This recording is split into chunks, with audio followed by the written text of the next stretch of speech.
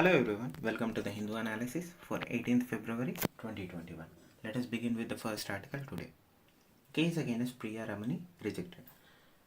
Priya Ramani was a journalist based in New Delhi. 2 years back, using her social media account, that is on Twitter, she accused former Union Minister MJ Akbar for sexual harassment. Now, Mr. MJ Akbar, who was accused of sexual harassment by Mr. Priya Ramani, and filed a criminal defamation case against her. So this case has been going on for 2 years. After 2 years of argument, the judge said that the woman has a right to put her grievance at any platform of her choice, and even after decades. She accused him after few years after she experienced the sexual harassment. The entire argument of Mr. MJ Akbar was based on the fact that the allegations were happened, the supposed incident happened a few years back, and there is no proof that he sexually harassed her. Here the court observed that the woman can choose any platform or any medium to air her grievances in the public. Meaning, if she is a victim of sexual harassment or sexual assault, she is well within her rights to come out and complain that she was victim of sexual harassment from so and so person, or she was sexually harassed by so and so person. So there is no such limitation as that. She can only complain about somebody, or she can only complain about her situation in certain places only. Women can air their grievances at any platforms of their own choose. Lawyers of MJ Akbar or Mr. MJ Akbar argued that Mr. MJ Akbar is an upstanding citizen, and socially he is very respectful towards women. And to this, the judge observed that yes, he might be an upstanding citizen in social sphere, but in personal life he may be very vindicative towards women. Two things come out of this case very clearly. One, when somebody is accusing of someone of sexual assault or harassment, there is no time limit, or it is not time bound. One thing has been cleared by the court here is there is no time limit to file a complaint for sexual assault or sexual harassment. Second thing that has been said here is the social stature of an individual is irrelevant to the facts of the case. Coming to next article, hitting the right notes with the health budget. So, healthcare has taken a center stage due to an unfortunate novel coronavirus pandemic that has devastated lives and livelihoods across the globe. So, the fact that the pandemic, that is COVID-19, had a very major impact on the lives and livelihood of people around the globe is well established as of now. Against this backdrop, the union budget of 21 to 22 was an eagerly awaited one, and the announcement for the health sector in particular have been widely discussed. Our finance minister proudly announced in the parliament that for this year the government has increased the budget allocation for health sector to 137%, which was never done before. So it is important to view the budget in the context of various Atmanirbhar Bharat Abhiyan packages. So it includes several short-term and long-term measures to strengthen the health sector. The short-term being allocating 35,000 crores for COVID-19 inoculation drive, that is the short-term. The long-term is allocating for nutrition, allocation for improvement of healthcare centers, allocation for improvement in telemedicine and all other factors. Now the government has also came out with production linked incentive schemes, PLI schemes, to boost domestic manufacturing of pharmaceuticals and medical devices. One of the largest hurdles we faced during coronavirus pandemic was access to PPE kits, protective suits to be worn by healthcare workers and frontline workers. Now, and we also had a shortage of ventilators. We had also shortage of masks and other surgical items that were required to protect our frontline workers and healthcare workers. Now the government has come out in the budget with a PLI, that is production linked incentive scheme, where if they set up their manufacturing line or production line in India, the government of India will incentivize them in the way of either grants or tax breaks. Now, the second aspect is Mission COVID Suraksha has also been launched to promote the development and testing of indigenous vaccine candidates. So the first challenge we faced was how to curtail it. The second was to develop a vaccine, and the vaccine development, that is especially the indigenous vaccine development aspect, was covered under Mission COVID Suraksha. The funding, the licensing, everything was covered under the Mission COVID Suraksha. Now, as of now, 92 countries have approached India for COVID-19 vaccine. The second aspect of the healthcare sector, first we covered the coronavirus pandemic because we are currently experiencing the coronavirus pandemic. Now comes to the long-term strategies of the health budget, meaning to ensure food and nutrition security, the government of India launched the Pradhan Mantri Garib Kalyan package for providing free food grains to 800 million beneficiaries. Now the second aspect, to facilitate access to subsidized grains across the country, the One Nation, One Ration Card system also was implemented. Meaning, if a person is born in Andhra Pradesh and he migrates to, let us say, Delhi for job purposes, meaning he is a migrant labor and he has to access the ration provided by the state governments or central government. Earlier what happened was, if a person has a ration card in Andhra Pradesh, he or she cannot get grains or his rations in Delhi. They had to take permissions, they had to apply for transfer of their ration card from Andhra Pradesh to Delhi, and it was a long process. Now the government of India came and said that no longer different ration cards for different states. Everybody will have a unified ration card, meaning if you have the ration card, you can access your rations, meaning the subsidized grains given to you by the government anywhere. With respect to the padding of health budget with allocations for water, sanitation, nutrition and clean air as pointed out by some commentators. What is the accusation here was, every year along with health budget is allocated for water, sanitation, nutrition and clean air. This year what the finance ministry has done is, they clubbed the health budget with the budget of water, sanitation, nutrition and clean air. Now commentators and observers came out and said that the supposed 137% increase in budget allocation is false, because in this particular case the health budget includes budget allocation for water, sanitation, nutrition and clean air, increasing the number of budget allocation to the whole health budget. It is important to appreciate that the presentation of a combined health and well-being budget, which sets the tone for greater integration of these areas, is in fact of a welcome step.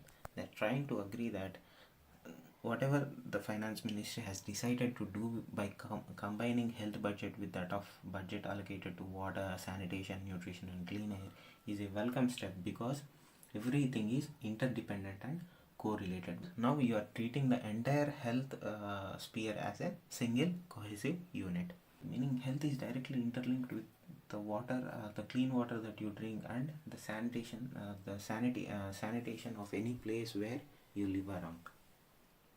And this was also highlighted in the economic survey, which too recognized that improvements in access to bare necessities such as water, sanitation and housing are strongly correlated with the progress in health indicators.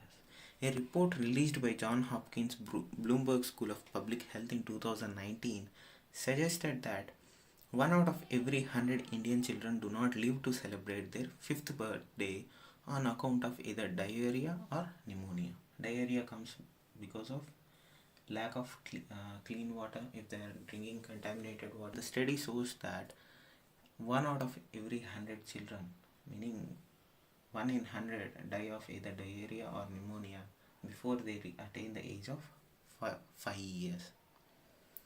Water contaminated with heavy metals such as arsenic increases the risk of developing heart ailments and cancer. Not only in the short term, not only for the children, in the long term and in the adults also, water contaminated with arsenic, that is heavy metals, will result in definitely either heart conditions or in most of the cases cancers, which again plays a burden on our public health infrastructure. Pneumococcal pneumonia is a major killer of children under the age of 5 years. In the budget 2021, the government decision to expand the coverage of the vaccine across the country is a welcome step. The vaccine was developed by Serum Institute of India. This is the first indigenous vaccine to treat this pneumonia, and the government universalized the vaccine, and the universalization will, at least in conservative estimates, will save up to 50,000 lives annually.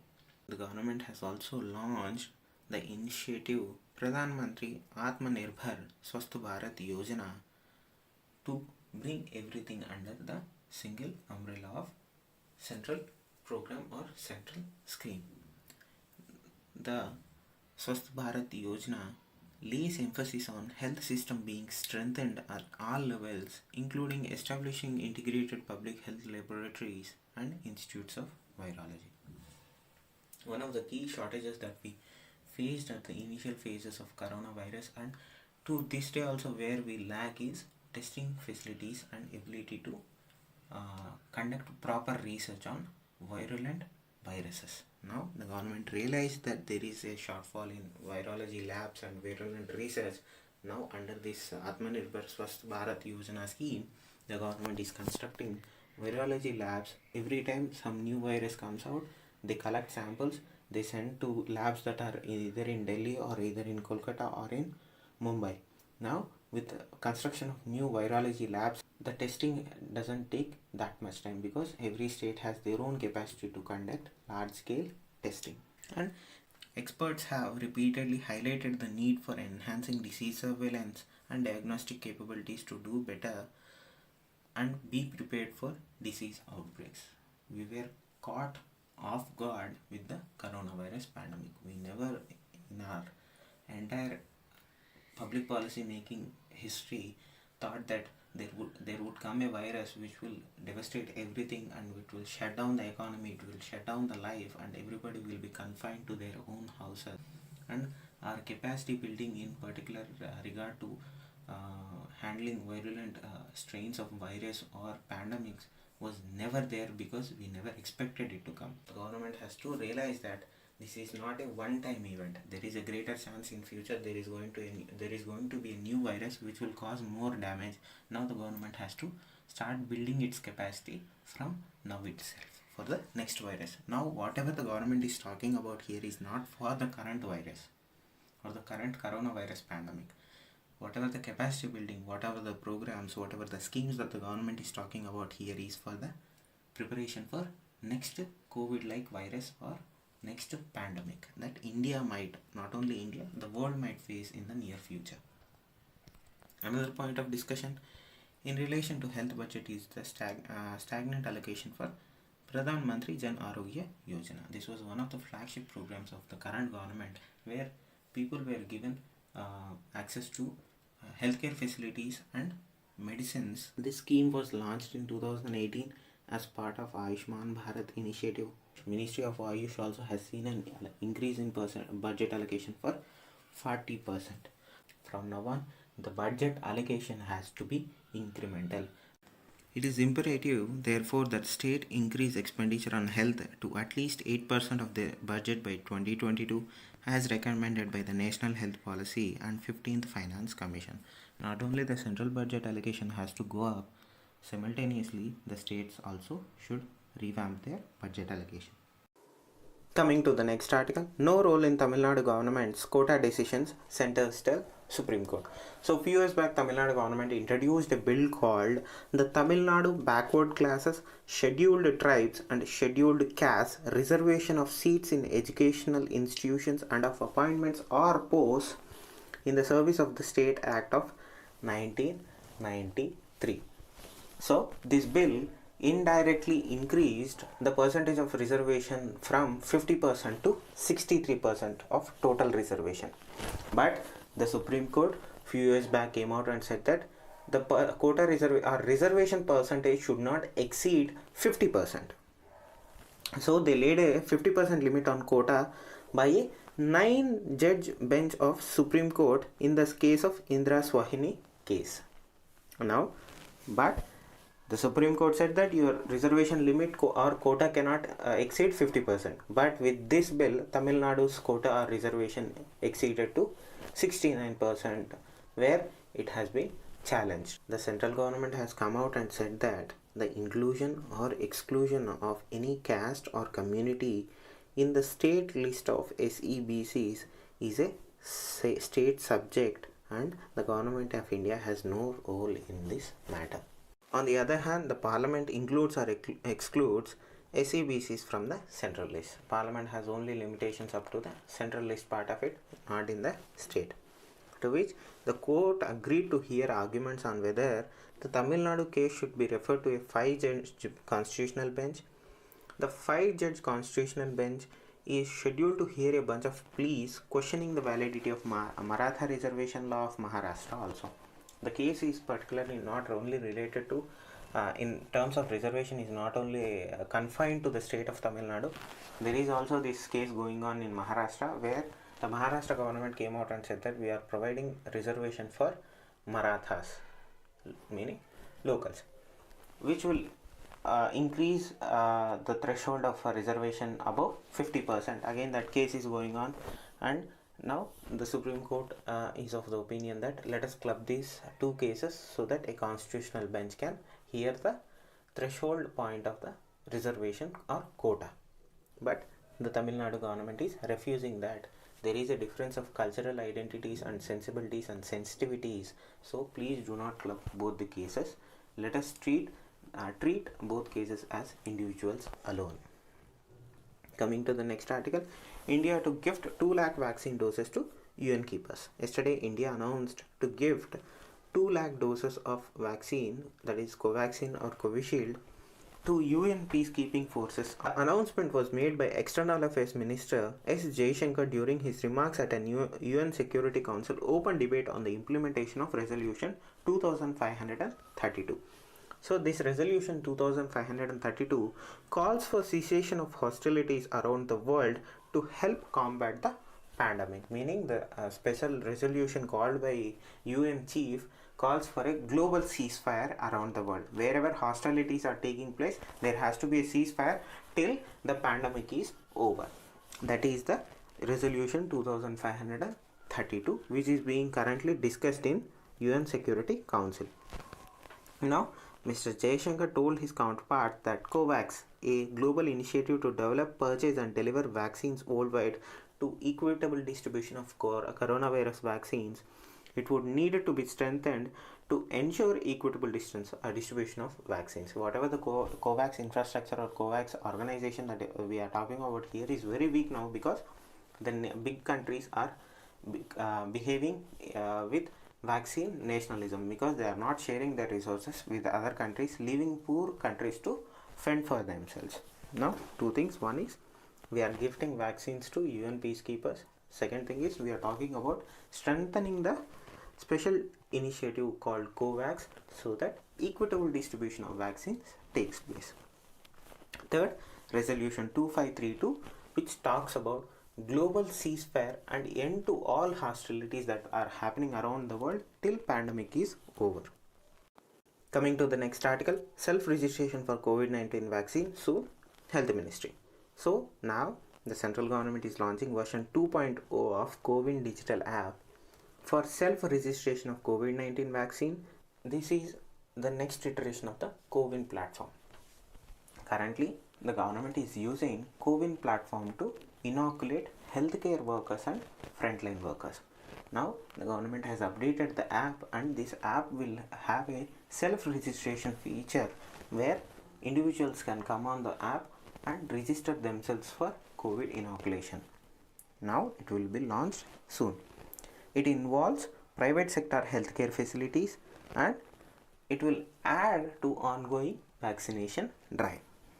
Now the ministry has come out saying that this will enable registration of the population in 50 years plus category for COVID-19 vaccine, which is the third population priority group after healthcare workers and frontline workers that are presently being vaccinated. Now we have divided our population into priority groups. First is healthcare workers, second is frontline workers, third is 50 years plus category. These people will be able to register themselves for COVID-19 vaccine according to their registration process, they'll receive the vaccine in their own locations. Frontline workers, 28.2% has been administered the first dose, but you have to remember that there is still a lot of vaccine hesitancy. To revise once again, the CoWIN platform is used for inoculation of healthcare workers and frontline workers. Now the government launched CoWIN 2.0 version. It's an app and a platform to inoculate the third priority group, that is 50 years plus group, for COVID-19 vaccination.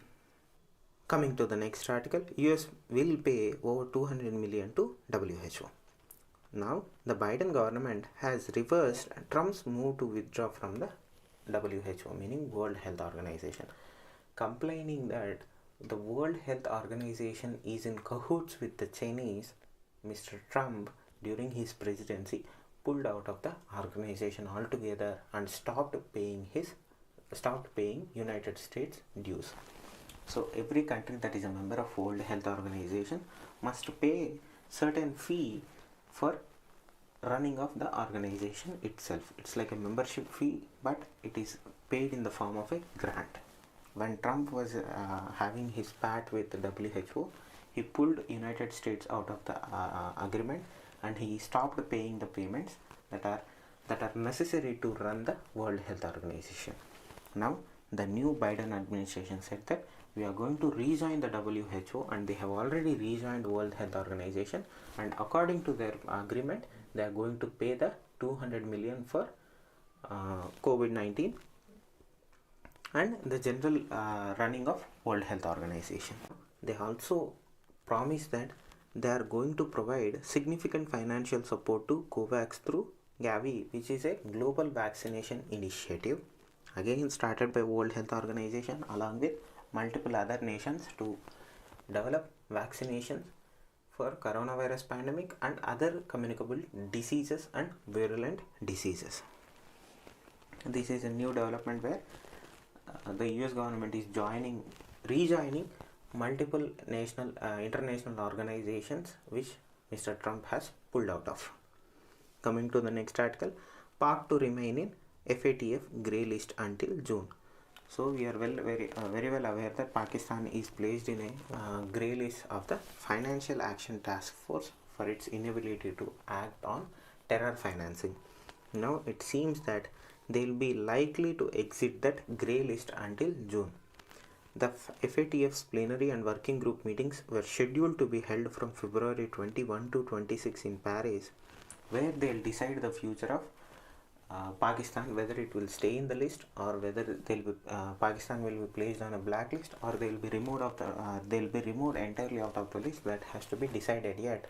But it seems that there are certain aspects which Pakistan failed to act on, so they will be placed in the grey list until June of this year. Coming to the next article, Cabinet approves PLI plan for Telecom. Now, on Wednesday, the Union Cabinet approved the production-linked incentive scheme for telecom sector with an outlay of 12,000 crores over 5 years. The scheme aims to make India a global hub for manufacturing telecom equipment, and core component of the scheme is to offset the import of telecom equipment worth 50,000 crores. We are talking about next generation of telecom technology, 5G, whether it may be 6G or total infrastructure development in particularly to telecom sector. The government wants to make India a global hub. Accordingly, they are coming out with the PLI scheme for telecom sector. The core component is to offset the import of telecom equipment. Most of the telecom equipment that we need right now to build our telecom infrastructure is either imported from China or some other Asian countries, but primarily from China. Now the government wants to cut down that import bill, because through this scheme they want to build our own manufacturing sector for telecommunication devices or telecom sector in particular. Coming to the next article, India's rating to hinge on lower fiscal deficit, debt, S&P. International ratings are very important for investments in India. any foreign player that wants to invest or start investing in India, they look at international rating agencies. CRISIL is one, Stanley Morgan is one, Moody's is one, S&P is also one other such global rating company where they rate countries depending on their financial stability or how the economy is responding and such multiple other factors. In the list of this, S&P Global Ratings came out and said that India will be one of the fastest growing emerging market economies with 10% growth in the next fiscal. They say that economic recovery in India will be the highest in the world and all indicators point to that only, meaning our economy will be fast and we will come out of this economic slump that we are currently experiencing. Future sovereign rating action would hinge on lowering fiscal deficit and sustaining debt burden. One of the two challenges that current economy is facing is our debt and our fiscal deficit. These are the two challenges that our economy has to come out with flying colors. India will be one of the fastest growing economy in the emerging market space, and subsequently India's contraction this year was steep and maybe deeper than global average. Due to coronavirus pandemic, every economy seen some percentage of contraction, but especially in the case of India, the percentage is higher than the global average. But at the end of the day, India will be one of the fastest growing emerging markets with at least 10% rise or 10% growth. But two challenges faced in front of it are fiscal deficit and debt. We have to control our fiscal deficit and debt percentage so that we can recover from this economic slump. Thank you. Have a good day.